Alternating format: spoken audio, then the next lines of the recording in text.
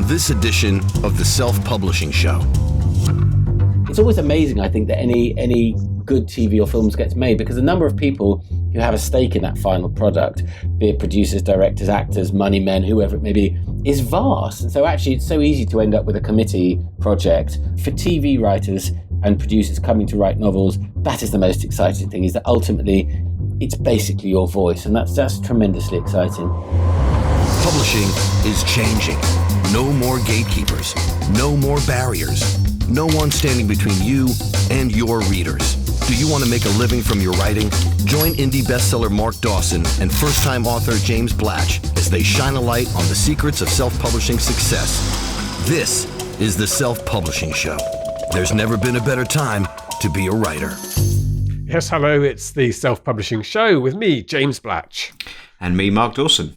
And here we are in England, without mentioning the meteorological conditions. You had a good week there, Mark? Look how good I am at not mentioning the weather. I did, yes. It's Easter holidays here, and my kids get 4 weeks off for Easter, which is frankly ludicrous, given that we're paying for them to go to school. But yes, they get 4 weeks off, so that means, and also they don't coincide. So Samuel's been off for a week, then Freya comes off, then he goes back, she has another week. It's all very busy and slightly annoying. So just to make it easier, I took Freya down and Samuel down separately to my mum's and my dad's in Lowestoft, where I'm from, for 2 separate weeks over the last couple of weeks. So I've been driving a lot. That's by American terms, it's nothing at all, but for the UK, it's the equivalent of driving from to the shop. Yeah, from somewhere like Phoenix to New York. So you're in the 5 hours. The West Country to the East Coast of England. I mean, it's not quite the same distances, but in terms the roads are terrible. So yeah, it's a long journey. It's 5 hours there, 5 hours back. So lots of driving, and then lots of. Got some writing done, got some stuff done, but it was a lot of kind of parenting. So yeah, which kind of goes with the territory, I suppose. So that's been interesting.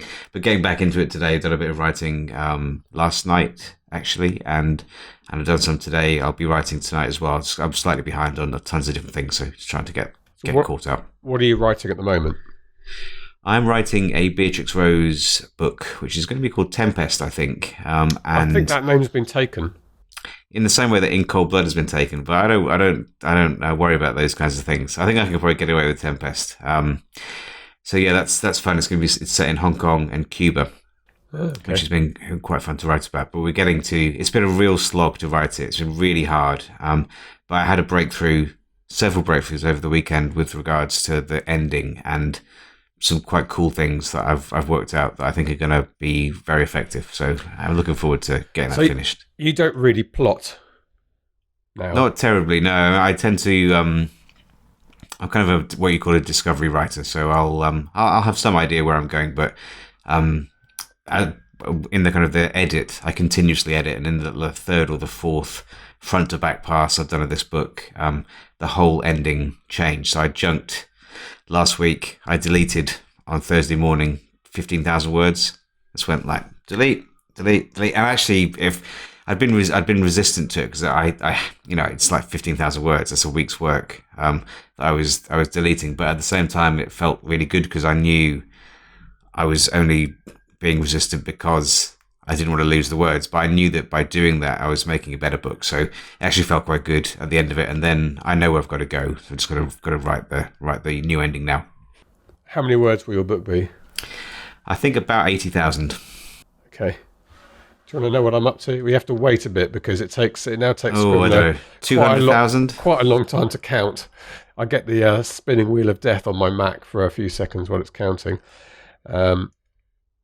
Well, I'm close now.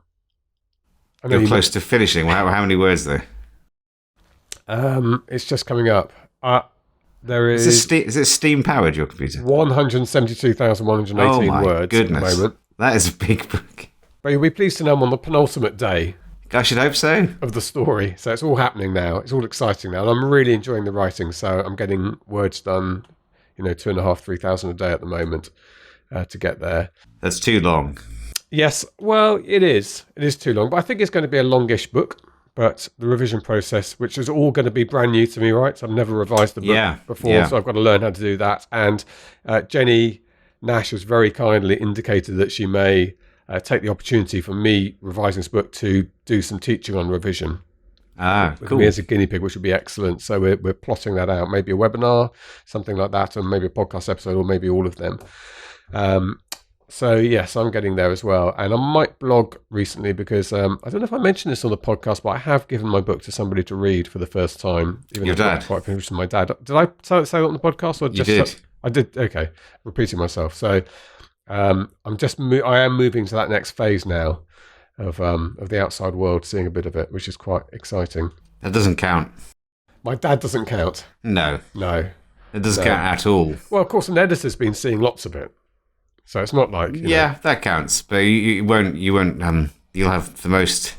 You'll be most nervous when you send it out to people who are not invested in you at all. If you send it to me, that'll be frightening for you. Yeah. Because I wouldn't.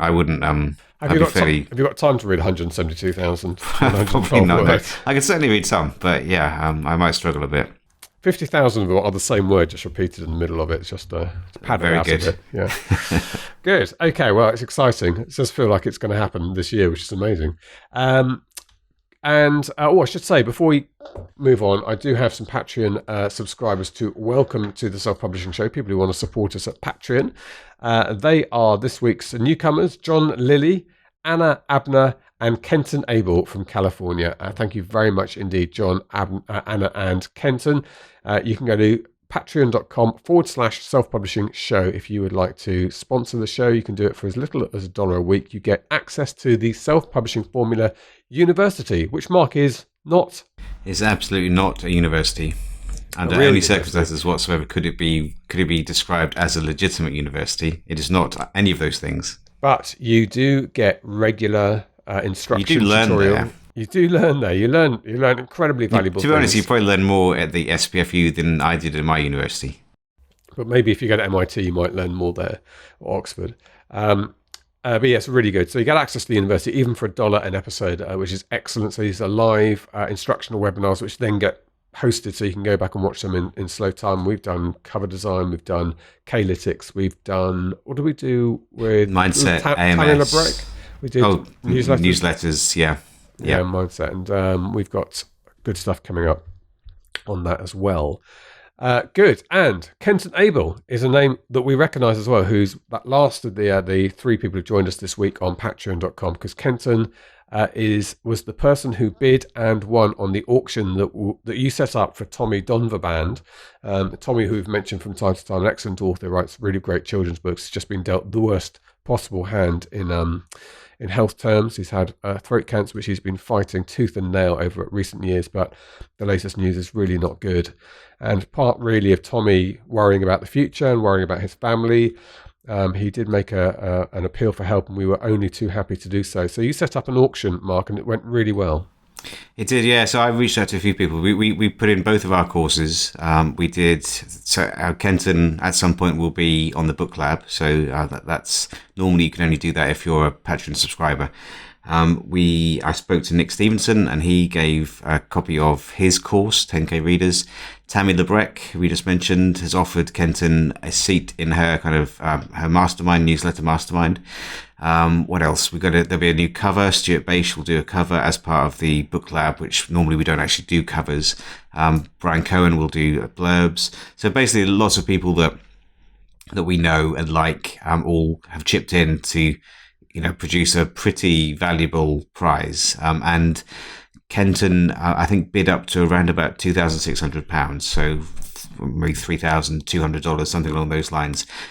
We've matched that, and so have Craig Martell and Michael Anderle from 20 Books to 50K. So we were really thrilled to be sending the thick end of £8,000, so maybe $9,000 over to Tommy. So that will be, I hope, very helpful for him. He's actually sent me a message not too long ago thanking us for doing that. So it was fantastic. Everyone really chipped in and came together. So thanks to everyone who's contributed to that, and everyone who bid on the auction as well. And congratulations to Kenton who came through with the highest bid. Yes, well done, Kenton. We look forward to seeing you. Kenton has said to me that he's, I think he's in the process of writing his first book, which sounds familiar, or at least on his current book. So it's going to be a while before we see him on the book lab, but that will be something to look forward to. So well done. Thank you all very much, everyone who bid on it. We had quite a few messages from people saying that they were bidding on the auction and wanted to do so. And that's great for us to come together like that. And our best wishes go to Tommy and his family. Right. Now, are you going to mention the fact you've won an award? You've mentioned it 15 times online so far. You're going to mention it one more time in this podcast? No, Mark, have you won an award recently? I did. I won my first ever award, which was very flattering. It was probably would be fair to say it's not the most well-known award in the world, but I don't give a you know what. It was a fun night. So it was the Wiltshire Life Wiltshire Awards, Pride of Wiltshire, I think it was. So Wiltshire is the county that I live in. For those who don't know, Salisbury's in Wiltshire in the UK. And it was held in a really impressive venue, a massive tithe barn. It was the biggest tithe barn in the country, apparently. Wow. Fact fans. What is a tithe barn? Well, tithes are basically taxes. So in olden days, the local farmers would bring their tithes to the landowner, and that would be kind of grain or things like that would be deposited in this barn. And it's a massive building. It was all decked out nice. It's an art gallery now, so lots of impressive tapestries on the wall from the exhibition that they had. And then must be 15 awards. So Lucy, Mrs. Dawson, and I sat and got quietly drunk, not expecting to win anything. And then got to the award for, I think it was for creativity or something along those lines, a creative award, and my name was called, which was extremely flattering. So I went up there, made a slightly drunken speech, which I wasn't a valedictory rant. It wasn't a rant, no. It was like, I can't remember what I said. I tried to be charming. I'm not entirely sure that came off, but I then went back, and the next award, so this puts it all in perspective, was the kind of the Pride of Wiltshire Award went to the emergency services, who responded to the Novichok incident last year. So we had the Chief Constable of Wiltshire was there, the person who was the senior police officer who was in charge of the operation, which was really significant. I mean, there were tens of thousands of police and military personnel in the city last year. And then there was Detective Sergeant Nick Bailey, I think it's Nick Bailey, who was he was in hospital. He touched the doorknob, they think, of the Skripal house and therefore came into contact with the nerve agent, and his life was in the balance for a while. And his life has been thrown upside down. He can't go home because obviously he went home after and then infected everything in the house. So everything had to be destroyed. All his kids' toys, nothing could stay. They had to incinerate everything. And so it was really humbling actually to have shared the stage with them, and everyone gave them a massive standing ovation, which was very well deserved. And then it was actually quite nice. I found out that Nick is running the Salisbury half marathon to raise money for the ward where his life was saved. So I threw in a bit of money for that, and he tweeted his thanks. And so we're going to go and have a beer soon, and he's actually going to help me write. He's going to join the team as a professional liaison with the police for the new book that I'm writing, set down here with the police. Wow! So all pretty good. It was a really good night. Excellent. So I was very pleased with that. Well, it sounds like Nick has a story to tell. There's a book in there, isn't there? Oh yeah. I mean, he's had a TV. He did Panorama, which is a TV show, kind of a current affairs show in the UK. And yeah, he has what a story that is. To kind of go there and then I think he said he kind of went home, felt fine, woke up the next day, didn't feel fine, went to hospital, then he was in a coma for a month. So or something like that. He was pretty seriously ill. So yeah, a very interesting evening, but very, very nice to get a little bit of recognition for my books. Very nice. Yeah. Good. Well, that sounds like a great evening, and congratulations. And of course, I'm much more important than the emergency services. Who put their lives on the line in the name of keeping us safe. Yeah. But you produce a good book to read. I mean, you might be in hospital, so you need a book to read, right? So exactly. We'll play our part. Good. Now, we've got one more thing to mention before we get on to today's interview, and that is a conference which is taking place here in Europe, actually in the UK, very nice place on the east coast called Southwold, where the gentrified Hunter Welly barber coat wearing set go Chelsea by the Sea. I think, well, actually Burnham is Chelsea by the Sea. I don't know what Southwold is. It's Kensington by the Sea. It's Chelsea. No, it's Chelsea on Sea. It's Chelsea, but I thought that was Burnham. Burnham was Chelsea. Anyway. Yeah. Either way, there is a conference there specifically aimed at thriller writers. You mentioned it, I think, before. Slaughter in Southwold, is it called? Something like that? Slaughter in Southwold, yeah. And you've been invited to that. I am currently down to do a bike race for the RAF in Lincolnshire on that Saturday, so I'm not sure if I'm going to be able to make it, but if I can, we'll come and do some interviews while we're there. But yes, so people can go along and press the flesh and meet. They could meet a real life hero who's won an award, couldn't they? You, not Nick, obviously. No, yeah, I will be there. Yeah, I'm there on the Sunday, which I think is the 16th. But there's yes, it's pretty good. It's some good authors with lots of books sold. Val McDermid, Mick Herron, people like that will be there. So it's a good opportunity to go down there. And Southwold's gorgeous. It's a lovely place to visit. I was there last week. Actually booked the hotel I'm going to be staying at. It's very expensive. Very expensive. Is that the Swan you're staying at? It is the Swan, yeah. It's not nice. Yeah, it's very nice there. Owned by Adnams, the brewery, who do excellent beers. Good. So, you're there on the Sunday. Oh, maybe I might be able to make it then. I'll be doing my bike ride. Sunday morning, 10 o'clock. Okay. We'll see. At least 3 tickets have been sold. 2 to my parents and one to a fan who lives in Southwold. Oh, excellent. Okay. Good. Well, you could spend all weekend with your fan in Southwold. I could, yeah. It would be great fun. Good. I think that's it. We've got quite a busy time at the moment, but that's it for now. We are working on some stuff in the background to do with some of the instructional stuff that we do. All of that will become clear in the future.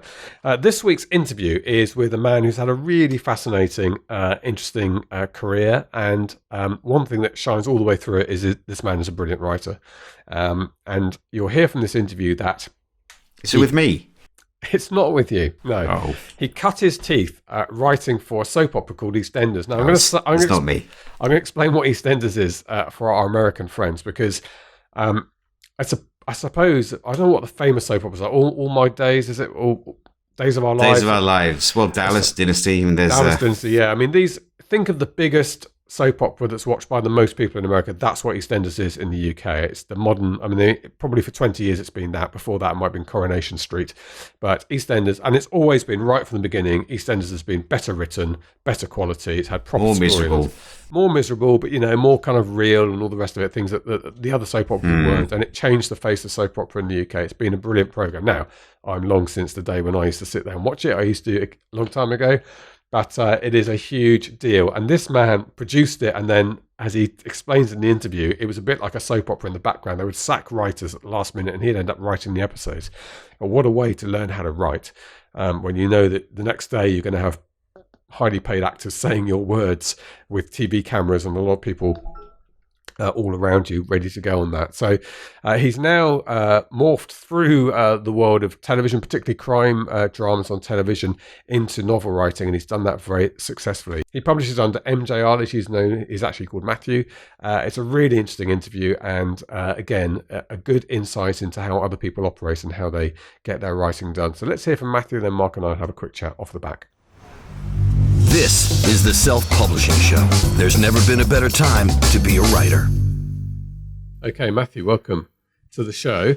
So you're a man with a really strong television background and moving, you write novels as well. So lots of people we speak to start as novelists and listen intently to interviews about how to break into television and how to go that way. You're sort of moving the other way, is that right? Yeah, that's right. I started working in TV 20 years ago now, which has been embarrassing, in the late 90s, when I just come out of film school and I started working on EastEnders. That was the first job I ever had. And so for our American listeners, we should say EastEnders is the Days of Our Lives in the UK. Absolutely. Kind of daily soap opera. Very popular soap opera. And so I worked on that for a couple of years, which was incredibly hard work, because we were doing 3 episodes a week.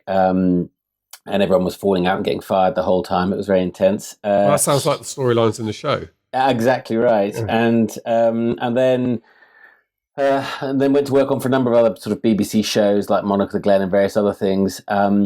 And then sort of moved into crime drama, which was my thing, and did that for many years. But I'd always sort of wanted to write. But the TV industry is filled with producers who sort of, which is what I was doing, who think they can write, and then they write a script and are loudly laughed at by the rest of the industry.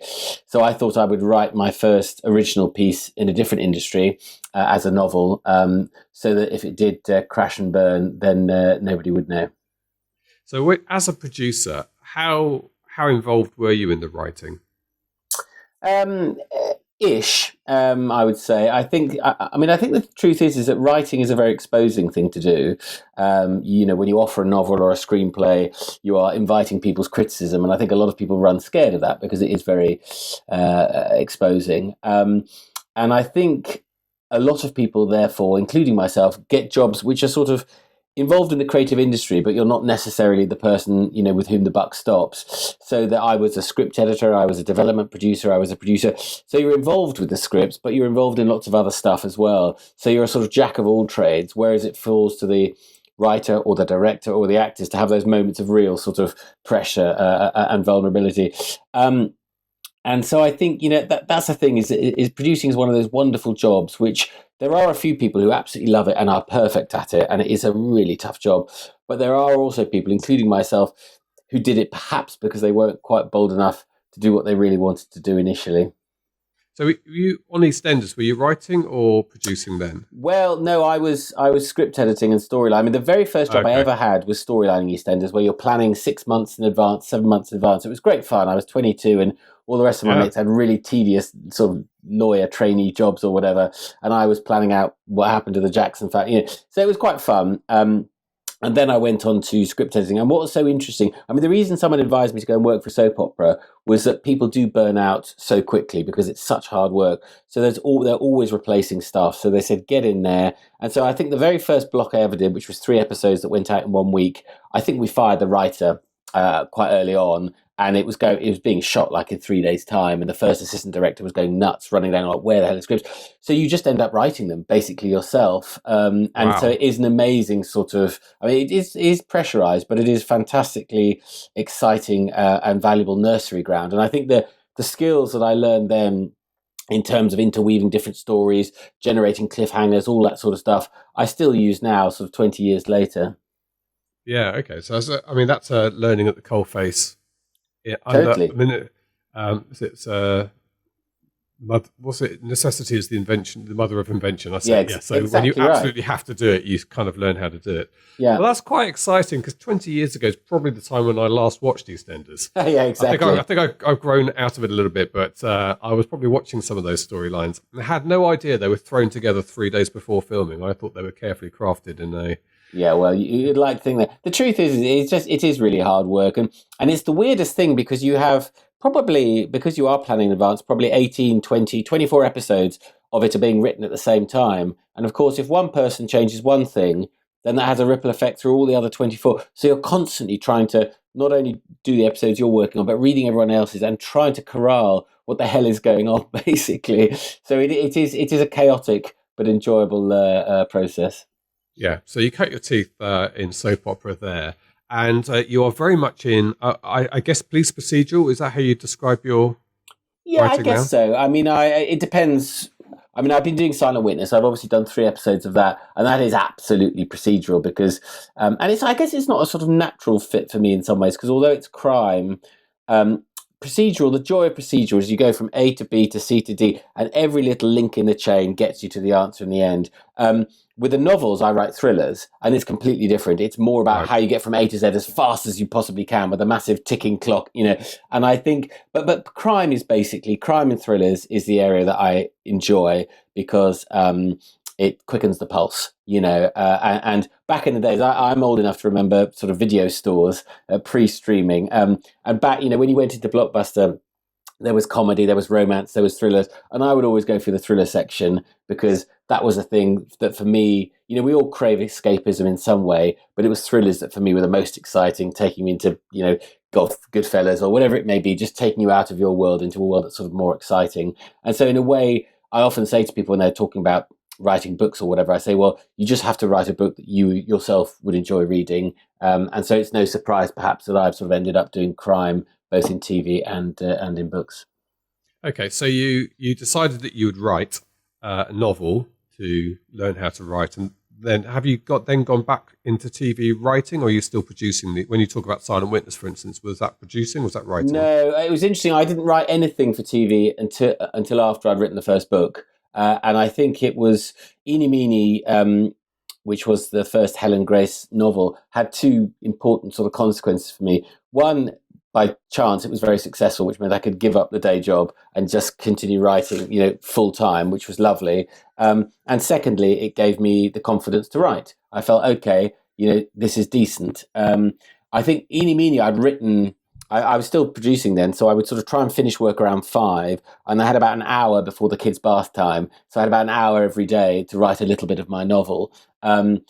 For the second book, I had all the time in the world because suddenly I didn't have to do my day job anymore and I could just write. And that was sort of tremendously exciting. But I do think, writing is a confidence thing. It's about, because whenever you offer anything out there, there is all that fear that you will fall totally flat and people will laugh at you and all the rest of it. And I think that is a massive boost when a publishing company buys it, but more importantly, then readers actually buy it and appear to like it. Yeah. I can see that some of the TV work has been a good grounding for you in terms of. I mean, we had Linda LaPlante on the podcast earlier this year, and of course she talked. Quite a character. She's quite a character. Yeah, we could have talked for several hours. I'm sure. Yeah, a real raconteur, but she's an amazing character as well. And I think when you think about her as a young woman, blonde, quite good looking, and being typecast into those sort of almost carry-on type roles, and in there was this incredibly intelligent writer, gutsy writer, and she had to push and forge her way. So she's a great person to listen to about her career. Totally.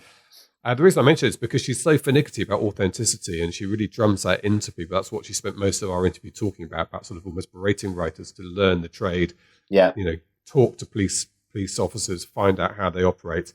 And don't make mistakes and don't say things that just simply would never happen. And I'm assuming that that's something, when you're working in the Silent Witness atmosphere, that must be a key part of it.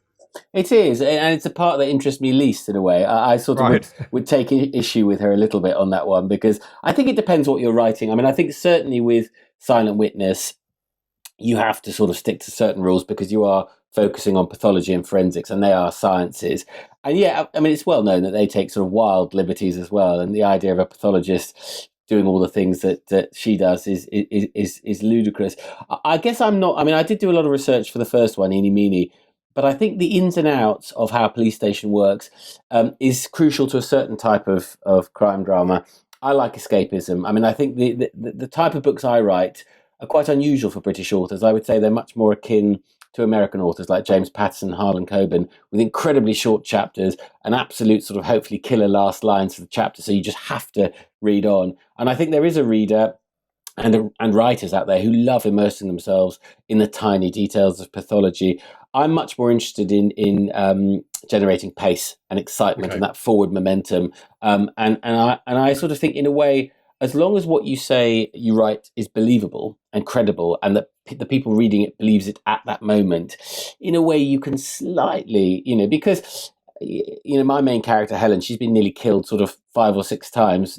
She would have retired long ago by now and be sort of riven with PTSD. But because she's our heroine, she gets back up and goes again. And it's a bit like, Jack Reacher, the sort of, I think there have been 22 novels now, haven't there, of this tall stranger ghosting into towns and dispensing justice like the Equalizer. I mean, it's obviously absurd, but actually people love that character so much and love that idea that out there is a good man, a good, strong, handsome man who's going to sort of, that actually they're very, very happy to go with it. Yeah, and of course, James Bond is the other example of the exactly. He would definitely be PTSD ridden, and probably a lot of range of sexual diseases as well. Yes, I would have thought so. Now.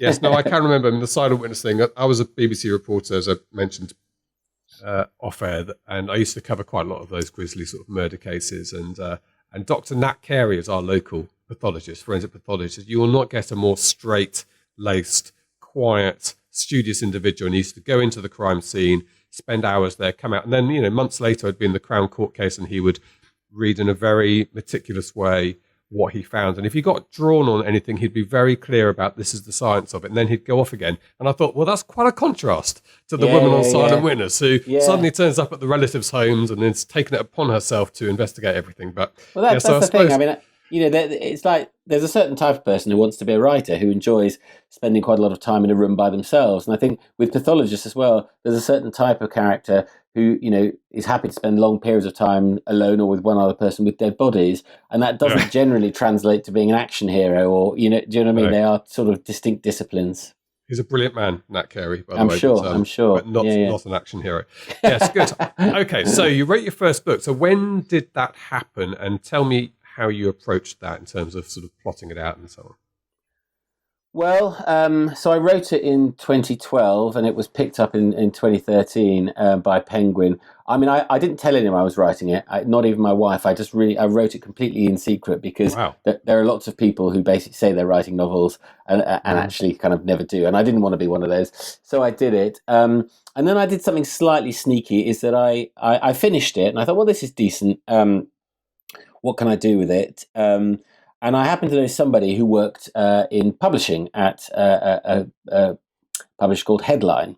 And I asked her to ask their crime editor, who I'd never met, who the best agents were for crime. And so I got some names back. And then using the name of the crime editor, again, who I'd never met, I said, oh, so-and-so suggested I write to you, just to get the agent to actually open the email and read it. Because that's the hardest bit, basically. It's probably easier to get published than it is to get an agent. And I eventually, but anyway, and so I met with people and managed to get that. And what was interesting is that people who read it had a universal response, which was they liked it, but it was about 25,000 words too short. It was only 55,000 words and like 80,000 minimum. So that was a bit of a bind. I had to go back and write. And what was interesting is that I would say 90% of the people who read it were women at that stage, different agents who were thinking about representing me. And they all came up with the same thing, which is that in order to expand it, what you need is more emotional cruelty. And which I find interesting. I wasn't, it's probably quite sexist of me, but I wasn't expecting that female response. And the reason being, so Eeny Meeny's about a serial killer who abducts people in pairs. So it could be a husband and wife or just two work colleagues, and they get abducted. And when they wake up, they're in a locked room with a gun in front of them with one bullet in it. And the killer says that one of them has to kill the other one in order to survive. So it's a sort of moral dilemma for the victims. And what all the people said was, it's great, but you're dealing with each of these pairs in like one chapter. Let's have like 3 or 4 chapters where we see them circling each other in the room and thinking, should I go to sleep? Can I go to sleep? Because maybe the person, and all that sort of stuff. And they really wanted to dig deep. And that was, of course, tremendously exciting, because when people ask you to add more cruelty, what more could you want, really? So that was fun. So I managed to do that and eventually got an agent who thankfully managed to interest Penguin in doing it, and that was great, because you get to call your mum and say you're going to be published by Penguin, and and that works. Yeah. And how many Helen Grace books are there now? Was that Helen Grace? No, that wasn't. Oh, it was. No, that's Helen Grace. Yeah. So there are 8 Helen Grace novels. The 8th one, Down to the Woods, which is somewhere behind me. Yes, there it is. Came out in September, and there'll be another one in 2020, because I've got a standalone coming out next year. And still with Penguin. Is it Michael Joseph, I think, the imprint? Yeah, Michael Joseph, that's right. Penguin, yeah. So still with them? I'm not actually, but Down to the Woods. I've got Down to the Woods with them, and then my standalone is called A Gift for Dying, which comes out in April. And then after that, I'm moving to Orion, who are a rival of Penguins, I'm sad to say. But they publish Ian Rankin and Michael Connelly and a lot of the big beasts. And the guy I'm working with there is I used to work very closely with at Penguin. So a slight switch, but but a great stable to be in those names. Yeah. And has the indie world caught your attention at all? Is this something you've considered, or you think the right thing for you is the traditional deals? So far, the traditional deals seem to work fine for me. But listen, I mean, there are huge amounts of success stories of people doing it in the indie sector. I think for me, I'm still so new to it, really. I mean, 2014 was when Eeny Meeny came out, and I was so amazed that A, anyone wanted to publish it, and B, that it was successful. That for a long time I felt, well, listen, I'm just going to stick with Penguin because I owe them a lot and they've done well by me. And And I don't know, man, I don't really know that many people in publishing, and I don't really know much about it. So it's sort of, for me, I'm kind of still feeling my way towards some sort of knowledge of both the indie sector and indeed the traditional sector. Yeah. Okay. So the book itself, you wrote it, I guess, what they call a pantser in the industry, and that you sort of sat there and did it by the seat of your pants rather than did a careful detailed plot. Then you got some good editorial advice afterwards about what they felt was missing and fleshed that out. And how has that changed your writing process now? Do you plot? Do you do the Lee Child thing where you spend 11 months just thinking about it and sit down and do it in 1 month? Well, sort of. I mean, I was doing 2 books a year, so I had to be quite sort of on it. That's why I've managed to get so many out sort of so quickly. And I know I'm a plotter. I always have been, actually. And in a way, I mean, I didn't really do it by the seat of my pants, the first one, Okay. because all I did in writing the book was do exactly what I would do in TV, which was, so before I write a script, before I write anything, I work out exactly what happens if it's a screenplay in each scene and if it's a book in each chapter. So I have the whole thing mapped out before I write a single word. And that's purely a hangover from TV, because in TV, it costs a lot of money to pay for a script. So people often ask you to do a treatment first, which costs 1/10 of the price, where you outline pretty much exactly what happens, just so people know what they're getting scene by scene before they commission a script. And basically, I do the same thing now with novels, is that I sit down and I spend as much time planning as I do writing. And as I say, each book has about 120, 130 chapters, and I have at least a line for each chapter where I know exactly what's happening, just so I know the plot is robust. And that also comes from me having been a producer and having sort of spent a lot of time reading novels, could this be the next big thing we could adapt for TV? And actually, a lot of them had really, really disappointing endings. And I think that's a bit of a crime, to drag someone all the way through a novel and then give them a bad ending. So in a way, I have to know the ending, which should be the climax of the whole story, where everything all sort of comes together.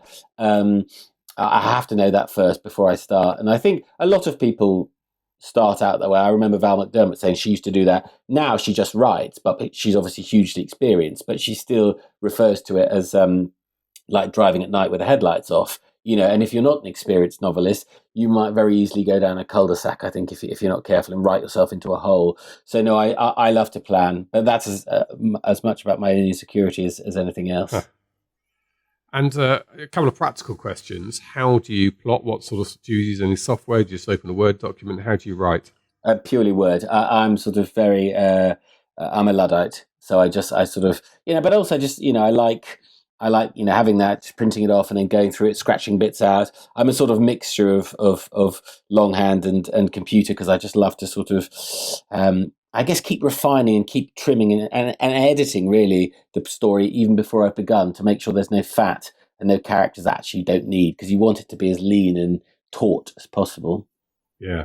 And are you doing any TV work now, or is this just novel? Yeah, no, I'm sort of trying to juggle all of them. Okay. So in May, I had a show out on ITV called Innocent, which I wrote with a writing partner, Chris Lang, who writes Unforgotten for ITV. And that was a 4-part drama about a miscarriage of justice and all the different lives that are affected when an innocent person goes to prison. Obviously, the wronged person, the family of the victim, but also the real killer and all that, all those other things. And yeah, it went out, they stripped it. So it went over Monday, Tuesday, Wednesday, Thursday of 1 week on ITV. So we sort of dominated that 1 week, which is great. And it did really well. And it was ITV's highest rated new drama this year. So we're hoping to do a sequel to that. And that's the only thing I've ever done, because I've done quite a lot of TV where people really were into it, and I would sort of go into the hairdressers and people would pounce on you and say, oh, who did it? You would hear people talking about it in restaurants and things like that. And that was just, that is tremendously exciting. And so I would love to do another one of those if we can. So you're writing primarily now in TV?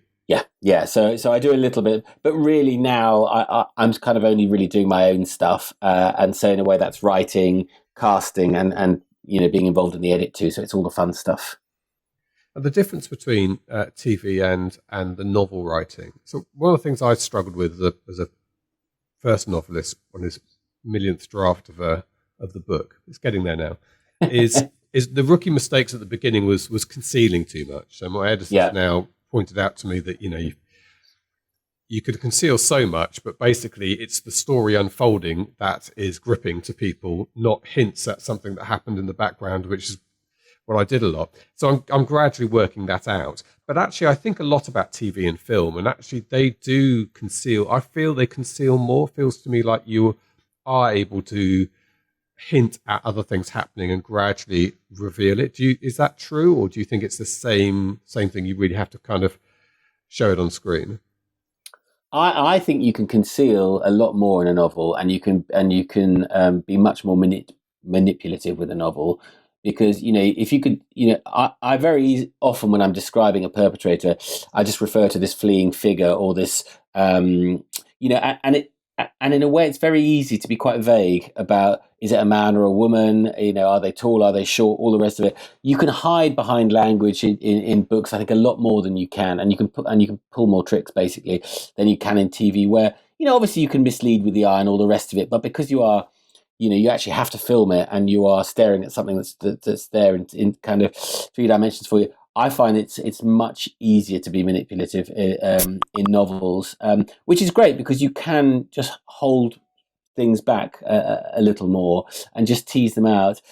So no, I and the other thing again, which is kind of obvious really, but it's key, is that when you're making TV, there are always practical constraints and things that will hamper the final product. That may be just to do with collaboration with other people, or it may be, for example, I filmed an episode of Silent Witness that was supposed to be really dark and brooding, lots of night scenes, and we filmed it in June, which is when it never gets dark, and so all of those scenes took place in broad daylight, and that was fine. That was just the way it had to be. Whereas I think what's amazing about books clearly is that you are in complete control of all the elements, and there's no budgetary constraints. Yep. You could set it anywhere, and it is also more purely your vision. And I think it's always amazing. I think that any good TV or films gets made because the number of people who have a stake in that final product, be it producers, directors, actors, money men, whoever it may be, is vast. And so actually it's so easy to end up with a committee project or a kind of Euro pudding or whatever it may be.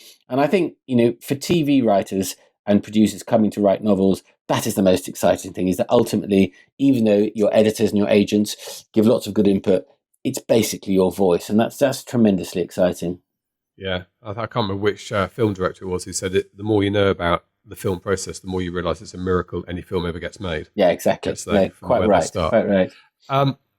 Okay, so what about your books being adapted for TV then? You seem to be like in the perfect place to write a novel that could be adapted for TV. Well, we've had a go at the BBC and we're sort of still seeing whether that's going to pan out. And I'm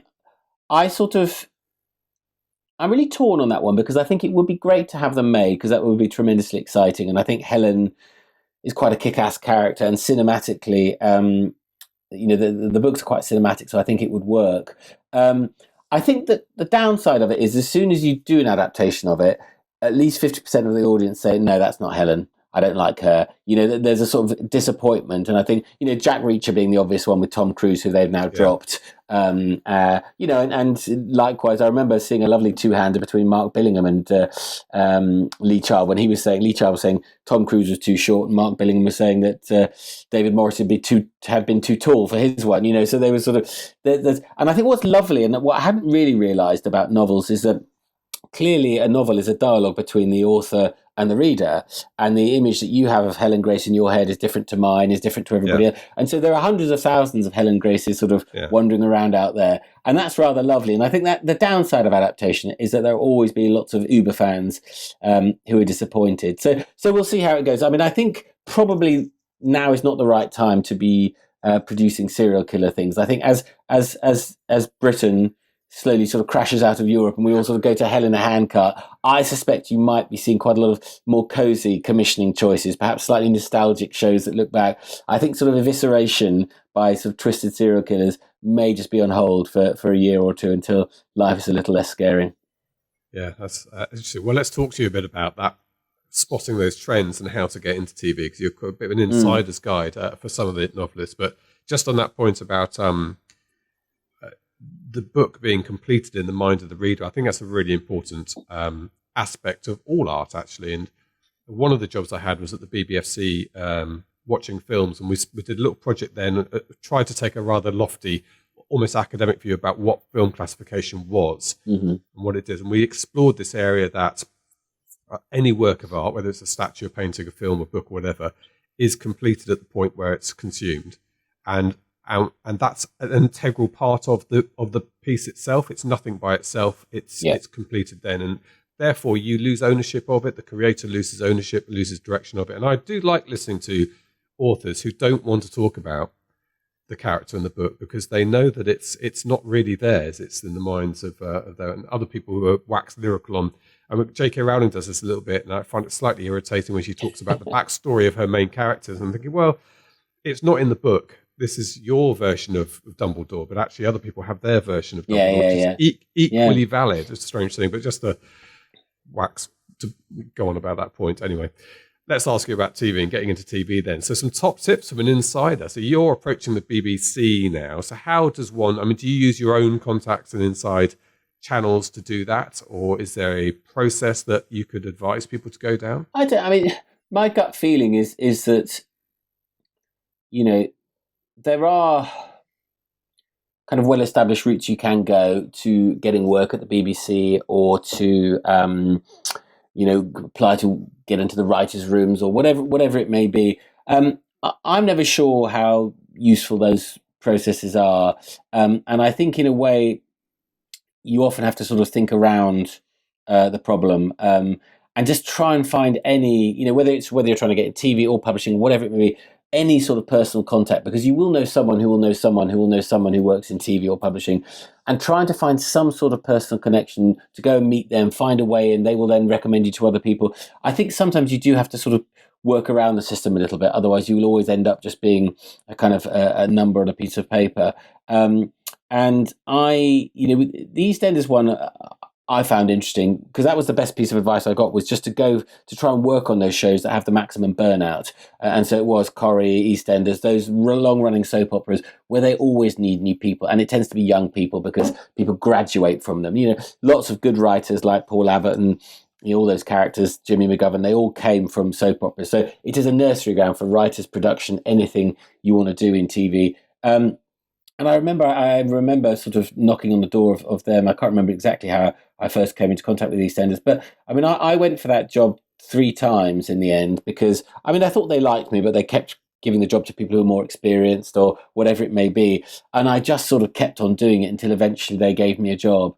And so I sort of think in a way, trying to find out where the soft spots are. As I say, soap's a good example, Doctors, all those other soaps that we have here.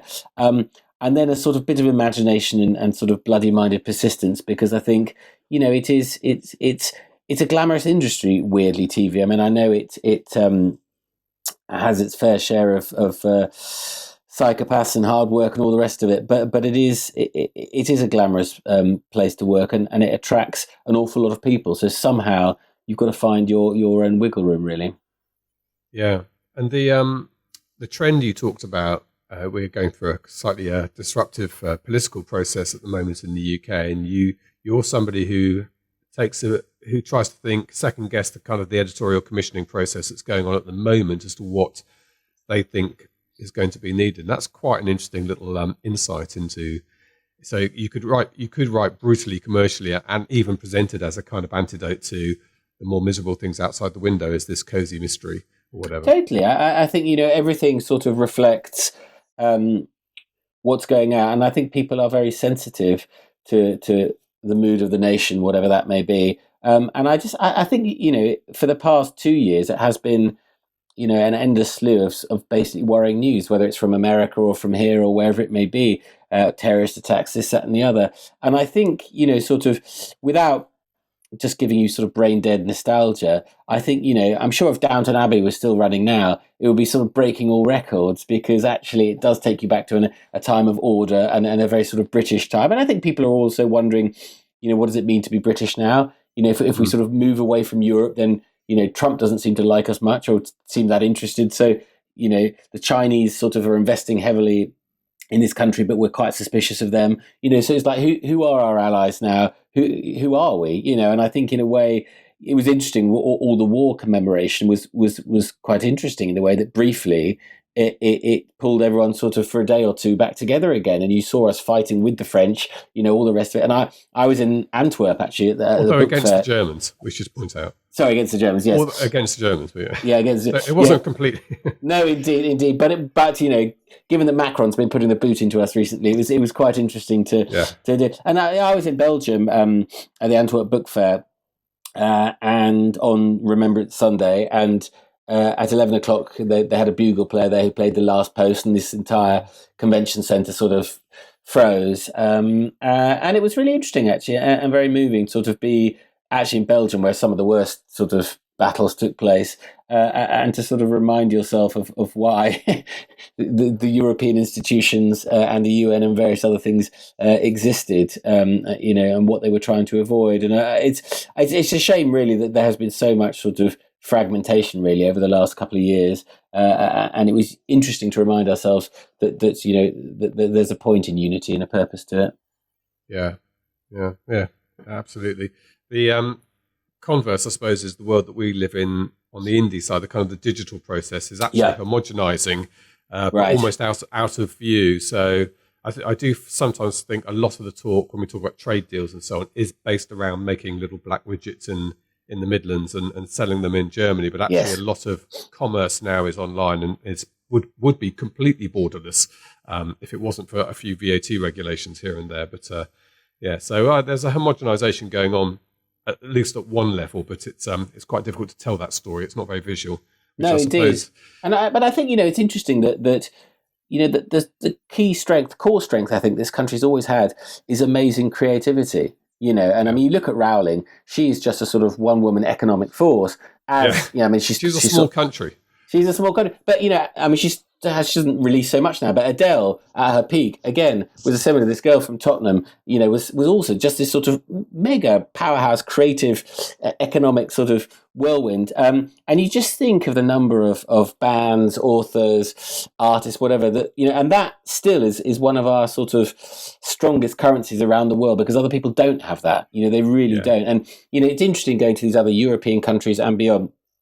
France, generally, their television industry is feeble compared to ours. Just the level of creativity, expertise, professionalism that we bring to it from the BBC, ITV, and all the people who surround it is so impressive. And of course, musically too, British bands probably are as important as American bands, in the culture. And I think that that's something that successive governments never quite get behind as fully as they might, because I think that is something unique that we have that at the moment the Chinese don't, the French don't, and I think that's something we could probably exploit more if we wanted to. No, I completely agree. And Britain has always packed, punched above its weight in terms of creativity output. And we only have to remember the 1990s Britpop era, don't we? And dominating the world with Blur and Oasis around there. Absolutely. And the 60s was quite good for music in the UK. Yeah, not bad.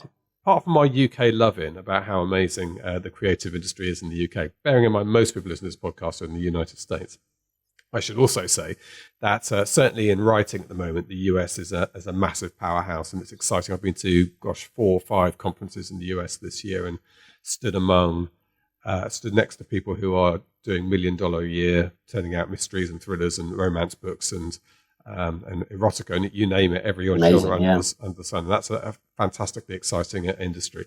So that's what this podcast is really about. It's the opening up, if you like, of the writing world, making it possible for people who thought they would never be able to see their book actually get their book out there and write. And it's inspiring to listen to you, the way that you fairly logically approach your writing process, with a really good run-in of thinking hard about how stories work, why they don't work. And you probably, even without realizing, just after the Eastenders phase of your life, must have been able to spot fairly quickly when something wasn't working and needed fixing. And that's a difficult thing for most writers to get to. No, indeed. But I think I do think planning is so essential, and just actually doing the grunt work. And it is hard because, if you want to write, you just want to start writing prose, don't you? You want to write the scene that you've got in your head, the opening scene, or write that character, whatever. And it's so tempting to do that. But I do think there's a value in self-restraint and actually making sure that you have a story that has a beginning, a middle, and a proper end. Because, when I was writing the books, initially. Because of the way that the system, I had to produce one every sort of 4 months, which would then be edited for 2 months, and then I'd have to start on the next one because I was doing 2 books a year. And so I would plan for 2 months, and then I would write for 2 months. So I really was writing those first drafts in 6-7 weeks, and the reason I was able to do it that quickly is because I knew exactly what was happening. I had my roadmap, and I would just go with it, and I knew I had to do 4-5 chapters a day or I'd failed. Now, my chapters are quite short. They're like sort of 2-3 chapters, so that's not so bad. But I knew I had to do that. Otherwise, I would have, I'd have missed my target. And I found it very helpful personally, breaking it down to those chunks, saying, right, on Monday, I'll do 4 chapters, on Tuesday, or whatever it may be. If you're doing it around a day job, you obviously break it down into smaller. I'll just do one chapter, whatever it may be. But I do think breaking it down into bite-sized chunks and knowing your route map is incredibly helpful, because otherwise a novel can seem an enormous and amorphous challenge. You think, my God, this could be War and Peace length. It could be I don't know what it could be, a novella. But, I do think people often just find the idea of a novel quite intimidating. Whereas actually, if you break it down into sort of smaller challenges and write just this chapter there, then I think slowly over time, you think, oh my God, I've done half, I've done 3/4. I've got the whole thing. I mean, and that's the most important thing of any advice, isn't it? Is just to get to the end of the first draft. Yeah. That's not going to get published, in that form. It'll get changed, but it's just to get it down, isn't it? And then you can step away, come back, and some of the faults will be obvious, and some of the good stuff will be obvious too. Yeah. Now, I've mentioned this before on the podcast, but my background in news meant that I was terrified of the long form project. I didn't understand it. I understood how to turn a complex story into 2 minutes. And then get told you've got to cut another 20 seconds from it. But ironically, I find that terrifying, the idea of having to write something literally with no notice, because obviously new stuff coming every day, and you have to turn it into cogent prose in 5-10 minutes and then deliver 2 minutes of good material. I think to most people that's terrifying because of the time pressure, and the inability to, sort of marshal your words. So I think it cuts both ways, doesn't it? Yeah. There's definitely some skills you took out of it, but the idea of the long form, and I did struggle. The first few drafts were all over the place, and also I couldn't get my head around the size of it. I couldn't. The prospect of of revising it was out the window. I had to rewrite each time because I couldn't go back with the mess. But now I do what you do. I've now plotted the entire book. Every time I sit down and write, I'm writing a scene and I'm flying, because that's where I come from. Is I know what needs to be. And my scenes are like yours. My chapters are, it can be 3 paragraphs or some are longer, but you know exactly what the beginning, middle, and end of that scene is, and you can enjoy writing it. So that's unlocked it for me. Although we should say other people write in different ways, don't they? But oh no, totally. But I do think the key thing is to get to the end of the first draft, isn't it? Because I was chatting to a novelist the other day who's trying to write her first novel, and she's written about a third of it, and she keeps rereading it, sort of revising it, losing heart, and all the rest of it. And it's like, you won't know what it is until you've got to the end. Then you'll have your story, and then you can decide, actually, I should have told it backwards, or you can just take a bit out, or you can do whatever you want. But constantly sort of critiquing your own work and finding fault with it sort of along the ways is really hard, I think, because it's easy to be hard on yourself, isn't it? Yeah, and it comes naturally to writers, I think. Yeah. Great. Well, Matthew, look, it's been a real pleasure talking to you. You've got a really interesting career behind you, and going great guns at the moment. So you're happy with sales, dare I ask, with where the the books go? It's all good. I mean, they've all landed well and seem to be popular, which is great. And I mean, one of the lovely things which I've managed to do as part of this process is to kind of visit various countries where they're sold, in Greece and in America. Of course, I had a nice time in America, New York, and in Texas and Minneapolis, meeting lots of interesting people there. And what's fascinating is you go to these places and you realize that actually, I wrote it initially with a UK audience in mind, UK reader in mind, but actually, weirdly, people in Greece love reading about rainy days in Southampton and serial killers sort of stalking the South Coast, as they do in Texas and Russia and various other places. And you realise that actually, the world that you present, which probably seems quite normal to you because you visited Southampton, to them seems quite exotic and quite exciting when they're sitting on their sun-drenched islands or whatever it may be. And that escapist gene is in everyone. And I think, I love being a novelist. I love being a screenwriter. And I think as long as that desire to enjoy some escapism still exists, I sort of hope to carry on writing, really. This is the Self-Publishing Show. There's never been a better time to be a writer. Fancy writing for TV, Mark? No, not really. It's not my. I've tried it before, and I've tried writing a script before, and it was quite good fun, but I didn't really enjoy it so much. So no, it's not really my thing. Different set of skills. I think Matthew finds it liberating writing a novel because when you write for TV or film, you are writing for a team. You are one part of a huge team that lots of people rely on. And that tempers and there's a strict framework around your writing because you can't suddenly say, and then 5 dragons appeared, without someone saying, well, that's going to cost us $50 Exactly. million. No, I was watching an interview with George R.R. Martin last night prior to Game of Thrones starting again. No spoilers, please. No spoilers, don't worry. And he said just that. He wrote for TV he did the Twilight Zone for quite a long time, and budget was a fundamental, especially if you're doing sci-fi. You have to be very careful with what you have coming into your scripts. You can't have spaceships and dragons if you don't no budget for it. Yeah. So I mean, when he said when he switched to writing novels, there is no budget. You can write whatever you want, and it's up to the imagination of the reader to kind of fill in the blanks. Yeah, well, he has finally got to the point where there is no upper limit for the budget for Game of Thrones anymore because it makes such probably not franchise. Yeah. I think I heard one of the actors saying, I think Kit Harrison was saying that their budget went up 3-fold for the final episode per episode. Each episode. Well, they're longer as well. So there's only 6 episodes in this series, so they're all a bit longer. But yes, I'm sure that's right. I think that's why it's only 6 because they didn't have the infinite budget to do a 12 episode run. Good. And we mentioned this before, but we met the woman who wrote District 9. In London at the London Book Fair. Now, I'm keeping an eye on her. She's one of our Vancouver residents because she's currently writing her novel. I think it's going to be published this year. Don't want to put too much pressure on her. I'll keep her secret for the moment. But I reckon she'd be a really good interviewee at some point in the future just to leave that dangling there for her. Yeah. For a little bit of extra pressure in her life. Okay, my camera's shut down because it's too hot. That doesn't bode well for the summer coming, does it? Because it's not actually that warm today. No, my camera is cool as a cucumber. Yeah. So well, if you disappear, I'll finish off. I'm now on the screenplay, but that's fine. It's still me. Good. That's it for us for this week. Thank you very much indeed, Mark. Having shaken the hand of the man who dealt with the Novichok in Salisbury, I hope you've been fully checked out before. I haven't shaken his hand yet. Oh, okay. I won't be doing that. You stand at a distance with a face mask on when you're talking Yeah. to him. Yeah, good. Anyway, congratulations again on winning that award, which you haven't mentioned for a while. Thank you very much. I won an award. Do you know? For watching. We hope you all have a great week watching. It's a goodbye from me. And a goodbye from him. Goodbye. Goodbye.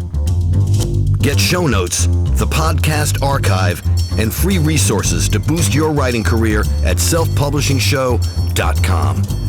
Join our thriving Facebook group at selfpublishingshow.com/Facebook. Support the show at patreon.com/selfpublishingshow. And join us next week for more help and inspiration so that you can make your mark as a successful indie author. Publishing is changing, so get your words into the world and join the revolution with the Self-Publishing Show.